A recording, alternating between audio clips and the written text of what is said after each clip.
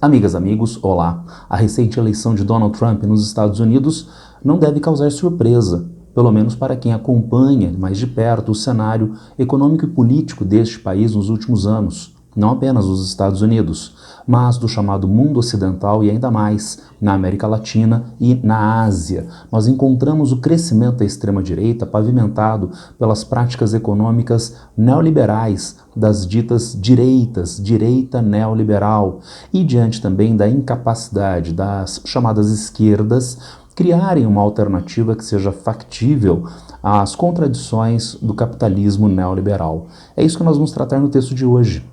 Esta incapacidade de discurso das esquerdas e o crescimento, a partir do viés neoliberal, da chamada extrema-direita no mundo contemporâneo. Para tanto, vamos começar com algumas reflexões que foram colocadas num artigo da The Conversation pelo professor Marcelo Fernandes de Oliveira. Ele trabalha o chamado neopopulismo e a partir da ideia do populismo clássico na América Latina. Na América Latina, nós há tempos conhecemos a ideia de populismo e hoje nós temos a manifestação nos Estados Unidos e em outras partes do mundo e novamente aqui na América Latina desse chamado neopopulismo.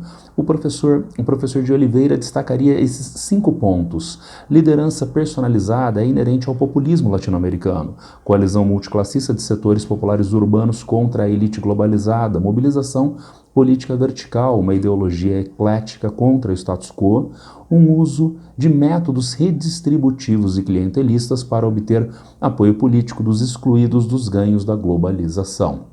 Nós poderíamos identificar isto no peronismo da Argentina, no populismo varguista aqui no Brasil, em Cárdenas, no México, nós poderíamos identificar isso no punto-firrismo da Venezuela, entre outros, mas na atualidade isto volta como neopopulismo nos Estados Unidos e como um populismo revigorado, um neopopulismo latino-americano. Vamos aprofundar esses pontos. Primeiro, diz o professor de Oliveira, uma liderança política personalizada, Então nós temos a figura de uma pessoa que encarna o ideal político e acaba gerenciando o eleitorado, as massas populares. A gente encontra isso em Donald Trump, em Jair Bolsonaro, encontramos isso na Rússia de Vladimir Putin, encontramos isso também em Viktor Orbán, também nas esquerdas, em Chávez aqui na Venezuela, no seu governo até 2013, Modi na Índia. Enquanto liderança política personalizada, também Lula aqui no Brasil. As esquerdas não têm alternativas hoje, alternativas factíveis à presidência de Lula. E Lula foi o grande responsável pela vitória eleitoral de 2022. Acredito que nenhum outro candidato poderia ter chegado à margem tão apertada de vitória sobre o candidato da extrema-direita, Jair Bolsonaro. Entretanto, tomem cuidado. Não há que se colocar Lula dentro deste balaio do neopopulismo da extrema-direita. E por quê? Olha só o que eu tinha colocado aqui em cima para vocês. Perda ou diminuição de aspectos como ideologias amplas de entendimento da realidade ou do viés partidário. Lula tem partido, PT. Lula tem ideologia. Então trata-se hoje de um neopopulismo que dilapida a ideologia e o partido. E não pensem, por favor, que a extrema-direita é anarcocapitalista, que a extrema-direita é misiana, porque não é. A extrema-direita é oportunista diante de necessidades que estejam dadas em um determinado momento. Ora, ela pode ser intervencionista, como é o caso do discurso de Donald Trump neste momento. Ora, ela pode ser liberal ou ultraliberal, como no Brasil de Jair Bolsonaro. Então ela não tem ideologia, ela não tem partido à extrema-direita neopopulista. Mais ainda, o professor de Oliveira nos traz 2. Uma coalizão de apoio multiclassista de setores populares urbanos contra a elite globalizada que se manifesta nos Estados Unidos hoje como trabalhadores brancos empobrecidos com medo e raiva do futuro da economia, principalmente da inflação e do desemprego. Onde nós encontramos esses trabalhadores que acabaram alimentando em votos Donald Trump, o Partido Republicano, nas últimas eleições?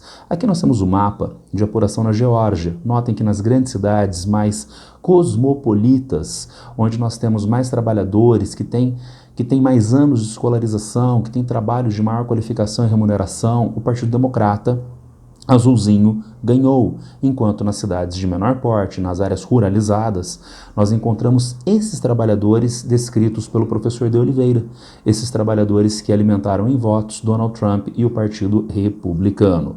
Vamos a mais, 3. Uma mobilização política vertical que submete e subordina instituições políticas democráticas.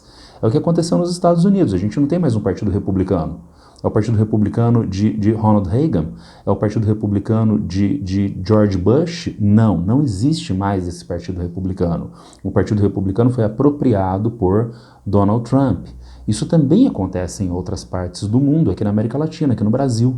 Vejam, o PL, o Partido Liberal, era o partido de José Alencar, que era vice de Lula na eleição em 2022. Então, Lula chegou à sua primeira presidência com um vice do Partido Liberal. Agora, o Partido Liberal, ao longo do tempo, foi apropriado por quem? Apropriado por Jair Bolsonaro. Hoje, ele está em franca decadência, porque ele não se caracteriza como uma liderança de fato. Ele é apenas uma pessoa, um imbecil correto no lugar correto. Portanto, acabou se apropriando temporariamente do Partido Liberal, que tendeu, portanto, a ser ocupado por setores análogos ao Jair Bolsonaro da extrema-direita. E hoje nós temos em uma posição diametralmente oposta à centro-esquerda democrática que está no poder. E vejam, esta polarização que eu estou estabelecendo é entre o quê? Uma centro-esquerda democrática e uma extrema-direita não democrática, tá certo? Então esta é que é a polarização, não aquela ideia imbecil de uma extrema-esquerda polarizando como extrema-direita. Isso não existe, só na cabeça de jornalistas imbecis. O que ocorre é sim uma centro-esquerda democrática que tensiona com uma extrema-direita não democrática. Avançando para além da apropriação partidária, né, não há mais partido porque o partido foi apropriado por algumas pessoas. Nós temos o item 4 do professor de Oliveira, uma ideologia eclética contra o status quo, ou seja, antissistêmica. É o caso do discurso anti-establishment, alicerçado pelo MAGA, né, o Make America Great Again, né, o faça os Estados Unidos grande novamente, tá certo? Dos Estados Unidos. Então trata-se de uma forma mais ampla, uma mistura, né, um caldo de mistura que acaba sendo trazido para esta ideia genérica e de difícil definição, para além da ideia de extrema-direita, de MAGA nos Estados Unidos na atualidade. E, finalmente, o nosso item 5, um uso de métodos redistributivos e clientelistas para obter apoio político de excluídos. Eram as práticas históricas do populismo latino-americano. Né? Vargas, né, pai dos pobres, né, e mãe dos ricos, não é? Então as políticas inclusivas em uma lógica de estado de bem-estar bismarckiano, estado de bem-estar bismarckiano, que identifica os setores que são mais reivindicativos na sociedade e para arrefecer as tensões políticas com esses setores, traz esses setores para a estrutura de poder, traz esses setores para maiores benefícios sociais. Isso se dá hoje de que maneira? Discurso de Donald Trump, imigração, deportação, pautas conservadoras, negacionismo ambiental, armas, fim do apoio a guerras para investir em políticas públicas locais, etc, etc. Daí nós termos esse discurso de inclusividade que a gente vai ver na sequência não corresponde à realidade. Se não corresponde à realidade, então por que o eleitorado vai se submeter a esses setores, a esse discurso? O próprio professor de Oliveira nos dá um apontamento. Vejam, as escolhas políticas dos eleitores dependiam de suas opções morais na esfera privada. O voto e a militância seriam guiados por motivações íntimas e subjetivas. A vida privada invadiu o debate público. Não se trata de algo que surgiu do nada, surgiu agora. Nós encontramos isto formado ao longo, principalmente, do século XX. Eu coloquei aqui para vocês do presidente Roosevelt, né, do presidente democrata Roosevelt, a ideia de conversas ao pé da lareira, um programa de rádio que ele estreou em 1933. Então era um programa que tinha um caráter mais intimista. Então veja, você na sua sala de estar, não tem televisão, só tem rádio, 1933, se reúne com a família depois do jantar para ouvir o quê? O presidente conversar com você. Você é chapa, você é camarada do presidente? Não, não é. Mas ele passa essa noção de intimidade que se torna então a tônica da política nos Estados Unidos. e no mundo ocidental, na América Latina, ao longo do século XX e agora no século XXI. Daí nós temos candidato à Prefeitura de São Paulo, né, o Guilherme Boulos, fazendo coraçãozinho com a mão, né, fazendo coraçãozinho, fazendo piadinha com o próprio nome, numa lógica de intimidade, numa lógica de camaradagem. Mas será que camaradagem enche prato? Será que camaradagem cria política pública sustentável?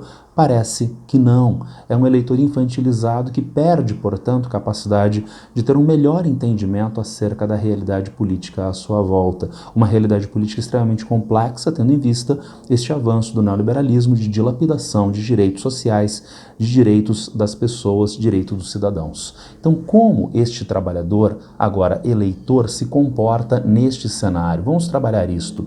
Cidadão, infantilidade e raiva, neoliberalismo e o checkmate sobre as esquerdas.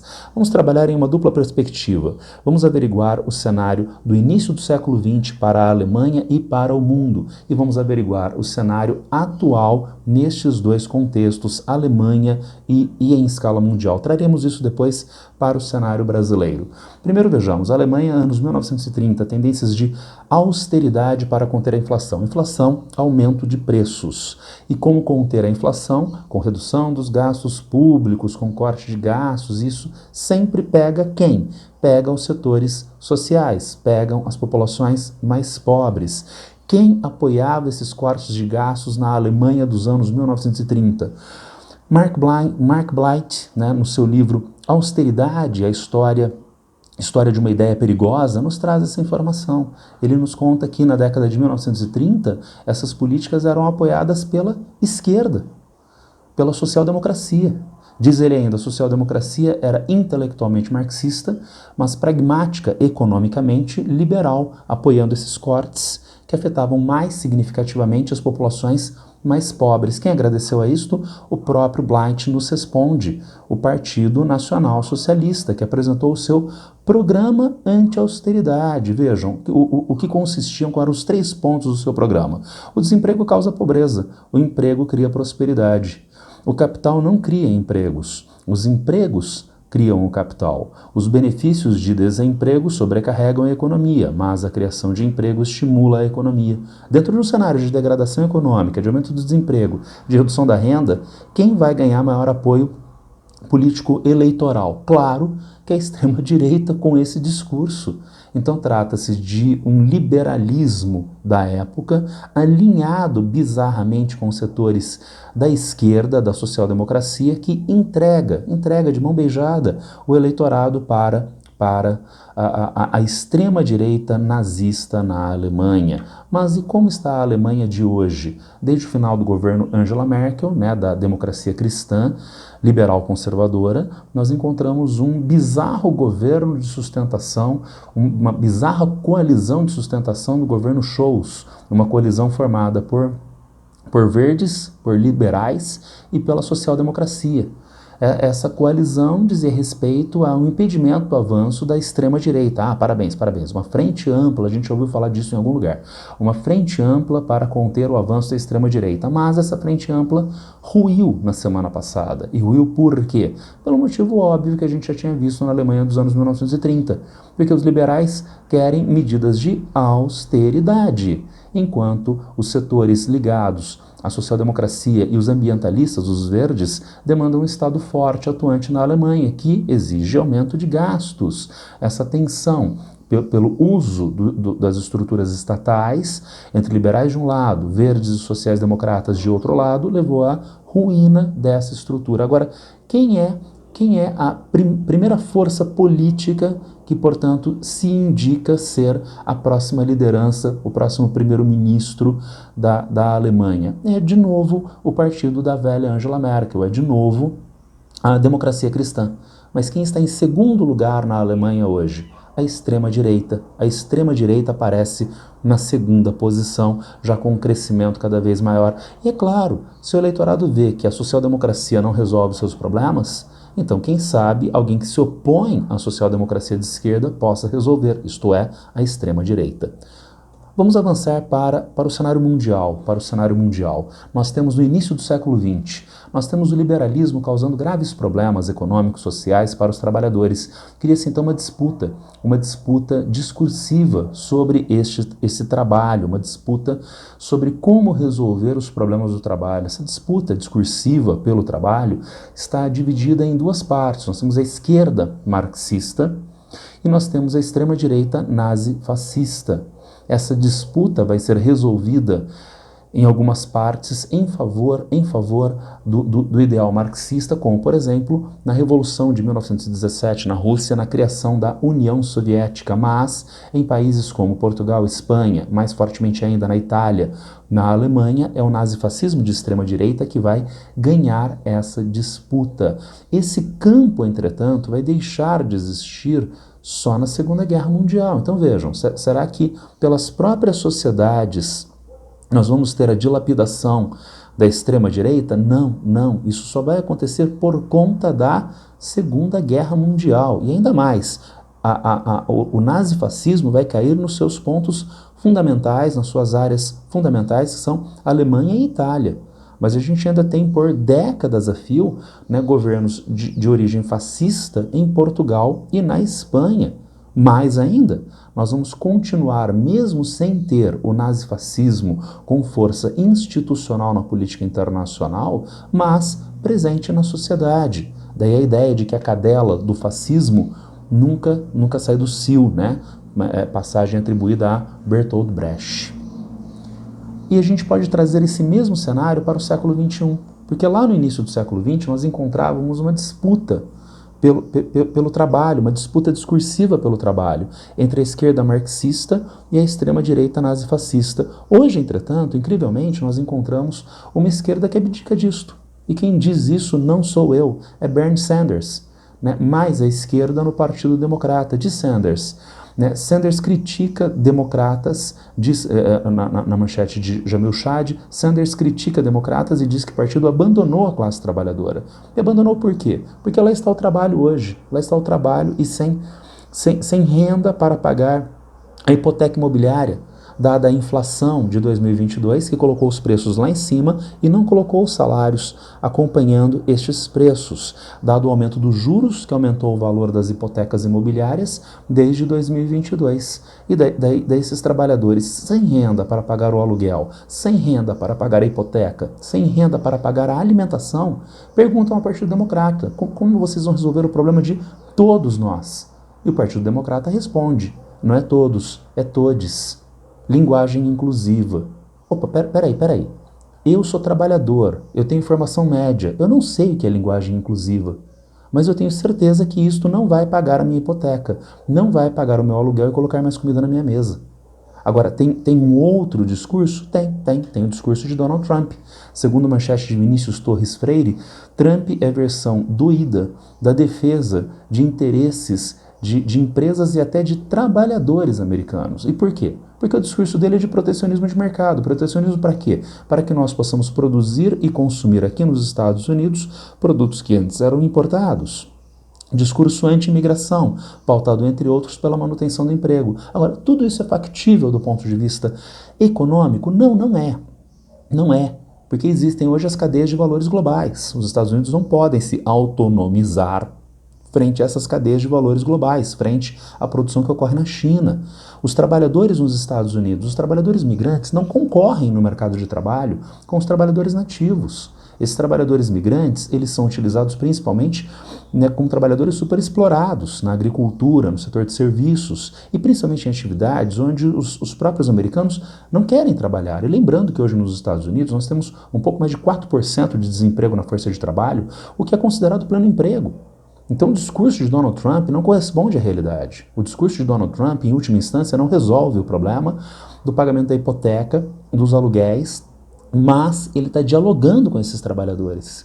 Ele não está falando o problema não é esse, o problema são minorias. Ele está falando, eu sei que o problema é esse, eu vou resolver desta forma. O trabalhador que não tem a melhor formação e informação pode optar por isso, como nós vimos no mapa da Geórgia. Os trabalhadores que estão lá nas menores cidades, os trabalhadores que estão lá nas áreas ruralizadas. Isso em escala mundial, na Alemanha e em escala mundial, no início do século XX e na atualidade.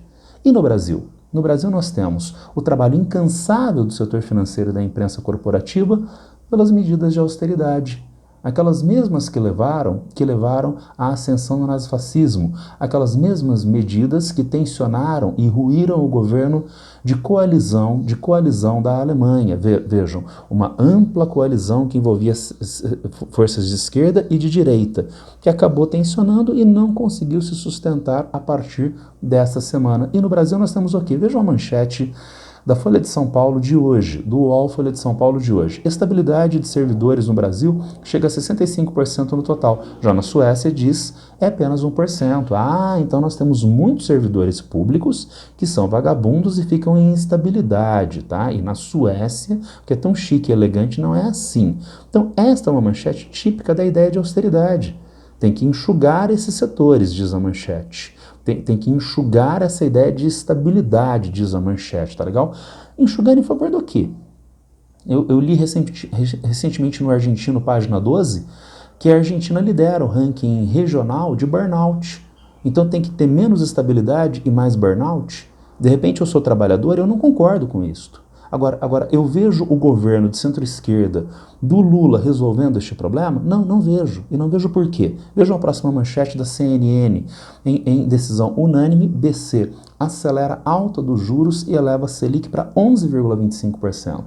É o Banco Central de Campos Neto, que foi indicado lá por Bolsonaro. Mas veja, a decisão foi unânime.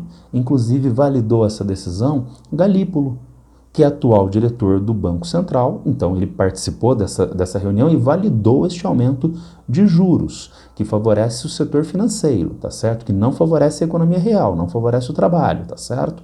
Ele validou isso, lembrando que Galípolo foi indicado pelo Lula e já foi indicado e foi aprovado pelo Senado para ser o novo presidente do Banco Central. E, portanto, novamente, o que o eleitorado, o que o trabalhador sem renda, o que o trabalhador demitido vai ver a partir disso? Que não adianta ser centro-esquerda. Centro-esquerda não resolve o problema na medida em que tem a mesma prática da direita neoliberal, como nós tínhamos visto lá para a Alemanha com Blight, a austeridade, a história de uma ideia perigosa. Então, o mesmo problema se repetindo na atualidade, se repetindo mesmo, não é uma especulação. É o que aconteceu nas eleições municipais recentes. Dá uma olhadinha no nosso mapa do site Poder 360. Nesses mapas e nesses gráficos nós encontramos o avanço da direita, principalmente direita, nas últimas eleições e queda das esquerdas. Vejam, segundo o gráfico, nós temos as esquerdas apresentando mais prefeituras no Brasil em 2012, com aproximadamente 1.500 prefeitos, 1,5 mil prefeitos, né? Mas desde então entrou em queda, entrou em decadência para atualmente 752 prefeituras, enquanto a direita subiu de 2012, 2.100 prefeituras para 2.673 prefeituras na atualidade. Então trata-se de um crescimento da direita, da extrema-direita, diante da falência da esquerda de dialogar com esses setores que mais estão precisando do estado de bem-estar social, sendo que a esquerda se submete a uma lógica de austeridade típica do neoliberalismo que alimenta a extrema-direita. Como resultado disso, nós encontramos essas figuras contemporâneas no Brasil, como é o caso de Nicolas Ferreira, deputado federal por Minas Gerais, mais votado da história. Ele é apenas uma expressão? É o único? Não, é um entre tantos. Eu coloquei aqui para vocês André Fernandes, ex-comediante e youtuber, filiado ao PL, o mesmo partido de Nicolas Ferreira, o mesmo partido de Jair Bolsonaro, segundo mais votado deputado federal pelo Ceará e segundo mais votado para a prefeitura de Fortaleza. Vamos a mais? Nós temos Bruno Engler, deputado estadual pelo PL, foi o segundo mais votado nas eleições para a prefeitura de Belo Horizonte. Segundo Guilherme Amado, e vejam que bonitinho esse Bruno Engler como deputado estadual. Bolsonarista Engler quer mudar a classificação de risco da mineração, reduzindo a classificação de risco, depois de, em Minas Gerais, nós termos episódios com o Brumadinho e Mariana. não era só mineração no pacote. Segundo a reportagem do Guilherme Amado, nesse projeto de lei vinha uma flexibilização de uso de agrotóxicos, por exemplo. Então em defesa do quê? Né? Em defesa de setores empresariais. Só que tem um discurso, são gentes que têm um discurso que se alinha ao eleitorado e que vence as eleições. Nesse caso, em Fortaleza e em Belo Horizonte, não venceram, mas ficaram na segunda posição. E aqui em São Paulo, vejam, segundo o CNN, diferença de cerca de 55 mil votos deixa Pablo Marçal fora do segundo turno. Uma diferença mínima, mínima. Talvez se ele não tivesse feito aquela imbecilidade, ilegalidade, imoralidade do lançamento do atestado falso de Guilherme Boulos na véspera da eleição, ele tivesse esses 55 mil votos a mais. Mas ainda assim ele teve 1.719.274 votos. Então nós temos um crescimento avassalador da extrema-direita também no Brasil nos últimos anos. Na verdade, o atual governo de centro-esquerda é um governo de exceção frente à direita e à extrema-direita. É só nós lembrarmos, e como eu falei no vídeo de hoje, que a eleição foi vencida por uma margem mínima e pelo candidato Lula. Se fosse outro candidato, se fosse Ciro Gomes, se fosse qualquer outro candidato, teria vencido essa eleição? Nunca saberemos, mas provavelmente não. Assim como estará dada a próxima eleição de 2026? Será que nós vamos fazer como os Estados Unidos de 2024? Existe essa grande possibilidade, mostrando, portanto, que o neoliberalismo pavimenta esta entrada da extrema-direita, como já aconteceu no início do século XX, e ainda pior do que no início do século XX, tendo em vista que, na atualidade, as esquerdas no Brasil e nos Estados Unidos não conseguem mais dialogar com o grande público trabalhador que sofre os problemas relacionados com o avanço do neoliberalismo. Era isto, uma discussão, uma análise acerca dos problemas da atividade econômica que levam ao crescimento do extremismo de direita em diversas partes do mundo e aqui no Brasil também. Quem tiver algum problema, alguma dúvida, alguma crítica acerca desse vídeo já sabe, é só me encontrar a qualquer tempo nas redes sociais. Abraço para todas e todos e boa sorte.